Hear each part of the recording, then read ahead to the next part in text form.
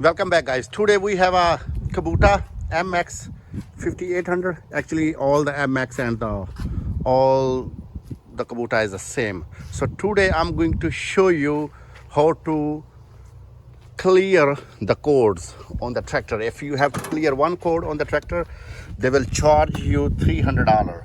So you can see that's the P629, 627, 380, P0087, P00606.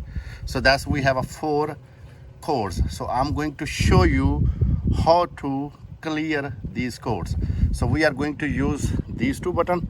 Stay with me, please like, share, subscribe my channel. I'll show you how to do it.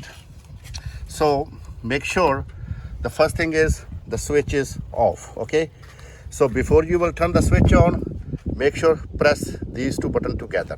Turn the switch on. Keep it hold so you will see there is a.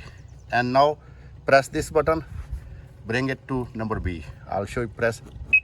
So that is number B. So now I have to hold this button on B. Okay, I'm going to remove it. And now it's again saying push. I'm going to push it off. So let me turn off the switch and let's see. That is 25.7. All the code is gone. Okay, there is no code. So that means we have a 4 codes.